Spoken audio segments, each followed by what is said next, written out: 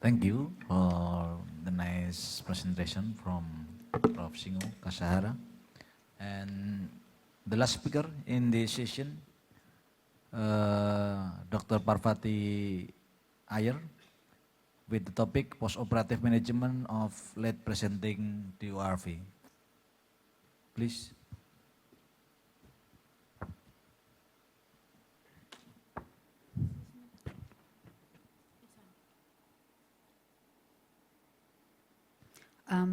Thank you, the chairpersons, and many thanks to the Surgical Society for giving me an opportunity to speak on post-operative management of late presenting double outlet right ventricle.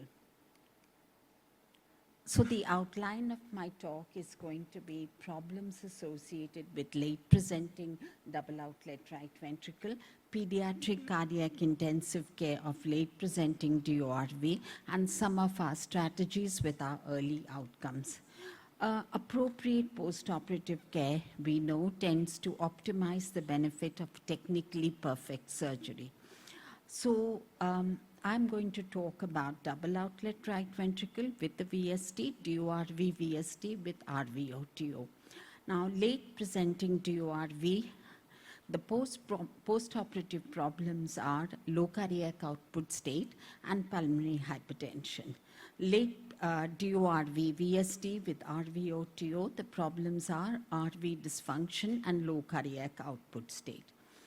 A technically perfect surgery implies speedy, accurate surgery with short pump times, and followed by a TE or epicardial echo to confirm the accuracy of the surgery forms a standard of care. We should not leave the operating room with a significant residual defect, example, a significant VST, a fixed RVOTO, LVOTO, other major anatomic issues. So the goal of pediatric cardiac intensive care is to ensure adequate peripheral tissue, perfusion and oxygen delivery to protect all organs, particularly the brain, and to prevent or minimize adverse events like need for CPR and need for ECLS. And the main goal is to ensure adequate peripheral tissue perfusion and oxygen delivery to protect all organs, particularly the brain. We want to prevent and minimize adverse events like need for CPR, need for ECLS, and to ensure a smooth and early recovery and early discharge. Now, the late presenting double outlet ventricle, DORV, we have the following ICU strategies, and this is a systematic algorithm which involves mixed venous oxygen saturation, lactate levels, and serial echoes. We follow a stepwise escalation of support, and our main goal is to avoid ECMO, which we consider expensive and labor intensive. So the support staff are ventilation, dobutamine, milrinone, and levosimendan as a last resort. And in those with significant pulmonary hypertension, we resort to sildenafil infusion. Late DORV VST with RVOTO is supported. The right ventricle is supported by noradrenaline with or without vasopressin. Can we do better in the operating room?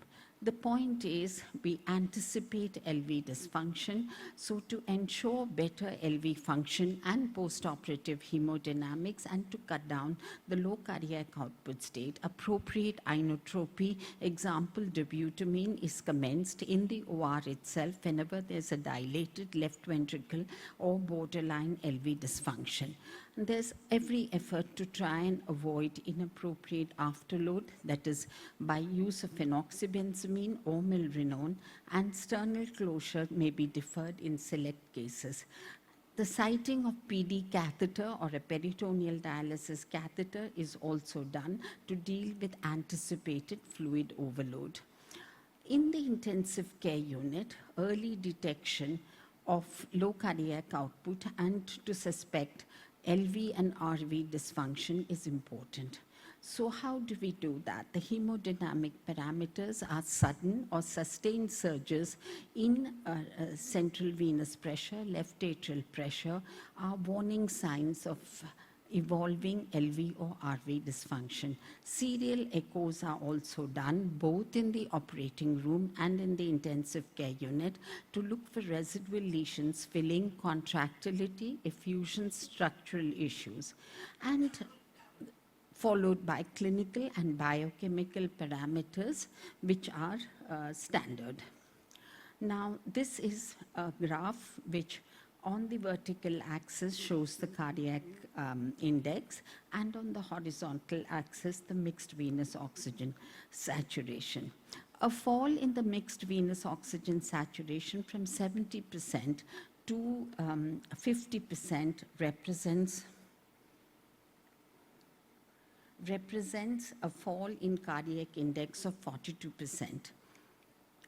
So the current consensus as markers of low cardiac output is we look at trends in mixed venous oxygen saturation, trends in lactate levels, and some units would also use near-infrared spectroscopy, which is multi-site, as markers of tissue oxygen delivery, organ perfusion, outcome, and length of stay. Now, this is a systematic and a protocolized approach based on diverse strategies and on basics refined, and it shows our integrated management of postoperative left ventricular failure.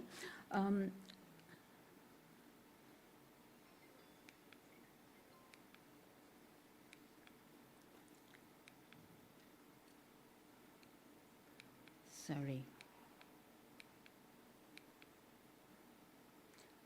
And this shows our first step is optimization of preload, followed by pharmacological support, surgical strategies, and ventilation and PEEP and other strategies.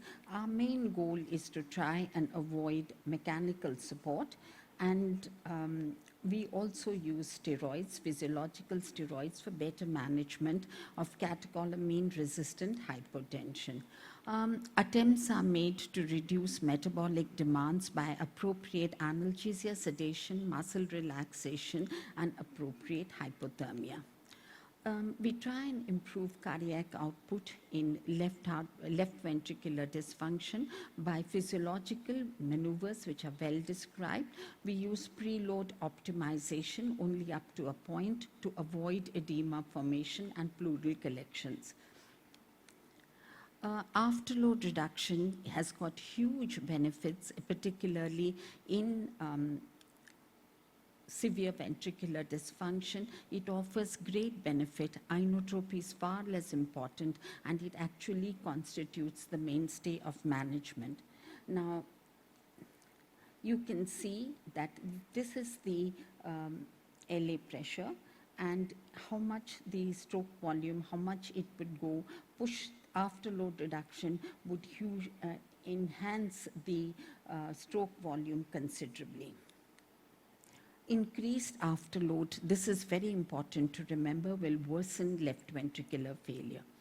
So the pharmacological support in postoperative LV failure is appropriate selection of vasoactive therapy, and it's a goal-directed therapy.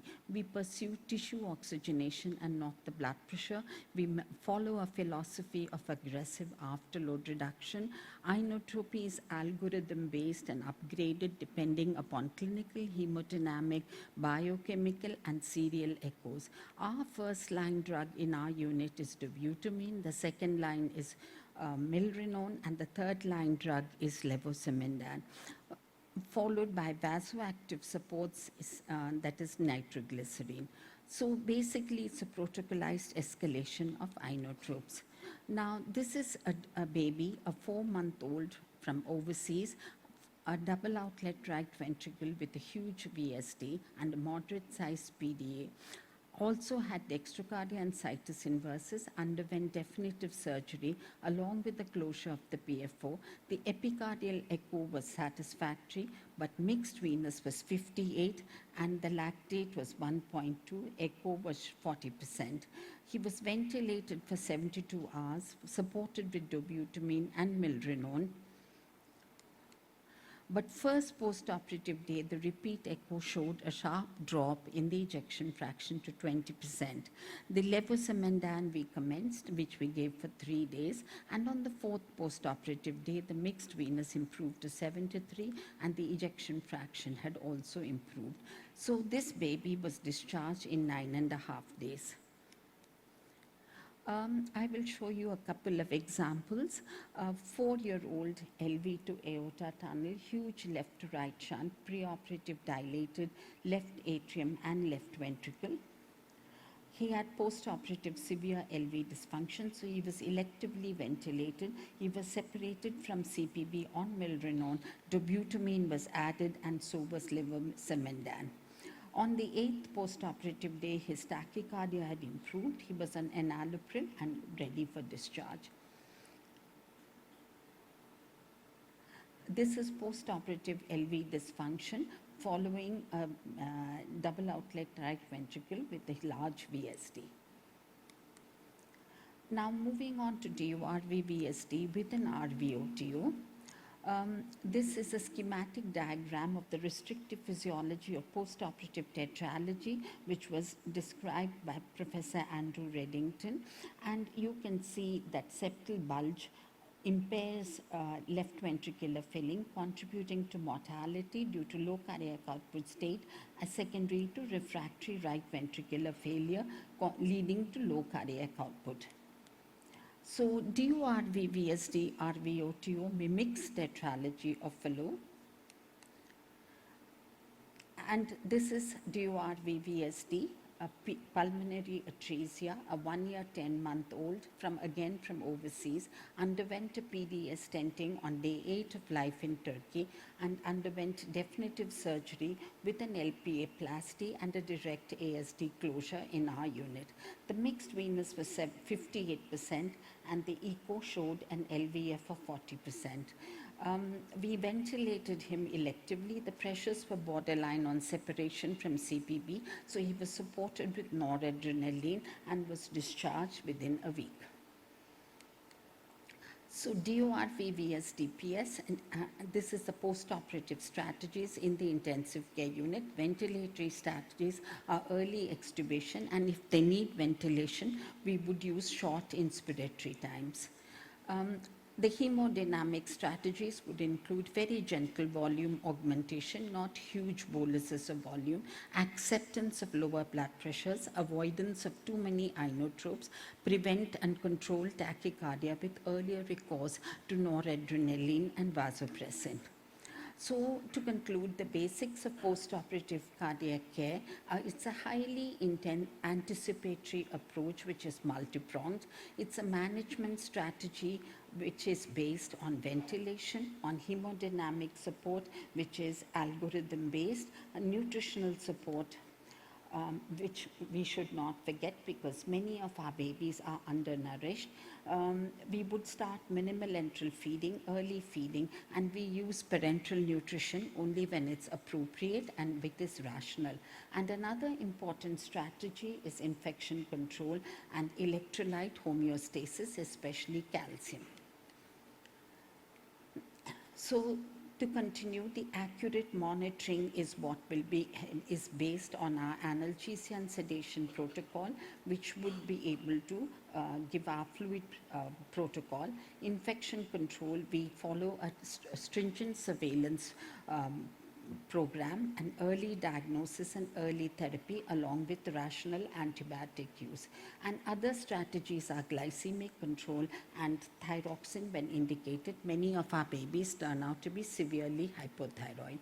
So our outcomes of double outlet right ventricle, out of 138 surgeries performed over a 10-year period, 2 died. And one was a 1-month-old double outlet right ventricle, multiple VSDs, trisomy 21, severe failure to thrive, developed ventricular tachycardia and pulmonary hemorrhage on 0 post-operative day. And another one was again a 1-month-old DORV, large doubly committed VSD, severe coarctation, severe failure to thrive, underwent a complex routing of the VSD to the aorta by a 2-patch. had an open sternum because of profound bleeding. First post-operative day after the sternum was closed, developed refractory bleeding, a refractory bradycardia with hypotension. So to conclude, DORV has a lot of challenges, especially in late presentation, but a protocolized approach will give rise to minimal deaths. And in summary, I have tried to provide a snapshot view of some of the fundamentals of pediatric cardiac critical care. A multimodal approach will optimize outcomes in technically perfect surgery. Thank you for your time and attention. Terima kasih. Thank you.